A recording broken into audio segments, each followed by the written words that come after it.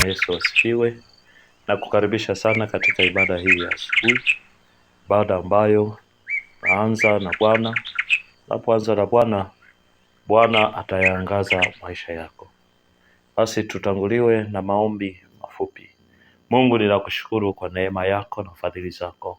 Wewe ni Mungu utendaye, tena ni Mungu okoaye, ni Mungu uponyaye. Majira haya na sai Bwana, na kushukuru kwa ajili ya mpendwa huyu ninayeungana naye katika ibada hii asubuhi. Ninaomba Roho wako Mtakatifu akaonekane, ukatende mwenyewe Bwana katika tafakari ya neno, ukawe pamoja nasi katika siku hii Mungu. Tunapoanza na wewe Bwana, ukaangaze maisha yetu katika jina la Yesu Kristo wa Nazareti, Mungu Baba, Mwana na Roho Mtakatifu. Amen. Mpendwa msikilizaji wangu, ninakukaribisha katika neno fupi la asubuhi ya leo. Neno litakalo tuongoza ni kutoka Zaburi ile ya 23 mstari mmoja tu ule wa kwanza. Neno la Mungu linasema, Bwana ndiye mchungaji wangu, sitapungukiwa na kitu. Mpendwa, neno hili, mstari huu ndani yake kuna kitu kinaitwa maamuzi, kufanya maamuzi juu ya kumchagua Mungu kuwa mchungaji wako. Tunapozungumzia mchungaji, tunamaanisha ya kwamba mchungaji kazi yake kubwa ni kuhakikisha analinda kundi, analisha, lakini ana usalama pia wa kundi. Lakini si hivyo tu, kazi kubwa ya mchungaji nyingine ni kuhakikisha kundi linaongezeka na sio kupunguka. Na wakati wote mchungaji, yeye maisha yake yuko tayari hata maisha yake kuyatoa kwa ajili ya kundi. Mpendwa wangu, naposoma mstari huu wa Zaburi ya 23 mstari wa kwanza, tunamtazama mtumishi wa Mungu Daudi, mfalme Daudi, ambaye ndiye aliyeuandika, aliyesema maneno haya akisema, Bwana ndiye mchungaji wangu. Yeye alimchagua Yesu Kristo, alimchagua Mungu kuwa mchungaji wake, na maisha yake yalikuwa yenye furaha, yenye ushindi. Hata alipopita katika nyakati ngumu hakuona kupungukiwa. Hata alipopita katika nyakati zenye mateso, zenye mtikisiko, labda ni wa kiuchumi, labda ni wa vita na mazingira aina yoyote ile, yeye kwake hakuona kupungukiwa. Kwa nini? Kwa sababu Mungu alikuwa pamoja naye. Na yeye anasema maneno haya akitoa ushuhuda, lakini pia akitoa na msimamo wa imani yake kwamba yeye tumaini lake ni kwa Mungu. Tumeshuhudia watu wengi wakiweka matumaini yao kwa watu mbalimbali. Mpendwa wangu, nikushauri leo, nikupe shauri hili siku ya leo kupitia neno hili. Weka tumaini lako kwa Mungu, nawe hutapungukiwa na kitu.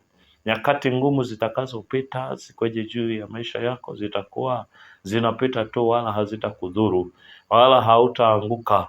Kwa nini? Kwa sababu neno la Mungu linazungumza mahali pengine likisema ya kwamba wamtumainiao Bwana ni kama mlima Sayuni, ambao hautatikisika kamwe, unakaa milele. Unapomtegemea Mungu na kumfanya kuwa mchungaji wako, yeye atahakikisha anakulisha, yeye atahakikisha anakulinda, unakuwa salama. Lakini jambo kubwa zaidi tunalolipata hapo ni kwamba atahakikisha unaongezeka. Kwa Mungu wetu kuna kuongezeka, wala hakuna kupunguka. Kwa Mungu wetu kuna kuzidi, wala hakuna kupungukiwa. Kwa Mungu wetu kuna kuzidi, wala hakuna kugawanywa. Mungu yeye anaongeza maisha ya wale wote wanaomtumainia, anawabariki na kuwaongezea.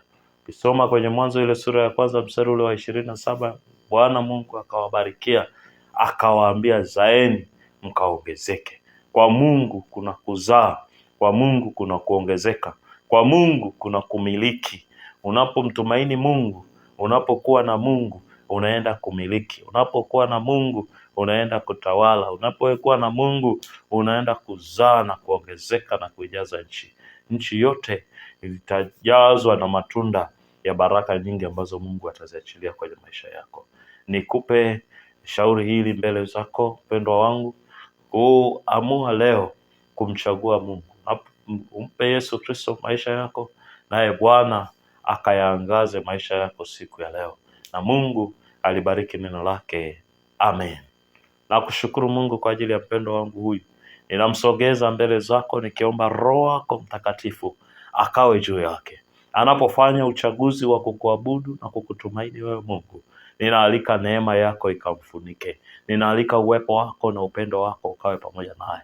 Katika jina la Yesu tunakataa hila za adui, mashambulizi ya shetani, tunafuta na kuvuruga. Nuru ya Kristo iangaze ndani ya maisha yake, akakuone wewe Bwana ukimtetea, ukimpigania, ukimfunika, ukimtunza katika jina la Yesu. Akaone kuinuka tena, kwa kuwa amekata shauri la kukutumaini wewe, kwa kuwa amechagua kukupenda. Na neno lako linazungumza wazi likisema, kwa kuwa amekaza kunipenda wewe Bwana utamuinua. Kwa kuwa amekaza kukupenda wewe Bwana utambariki. Mbariki mashambani, bariki mjini, bariki katika kazi zake za biashara, bariki pote na ofisini mwake. Baraka zako zikajae kwa wingi.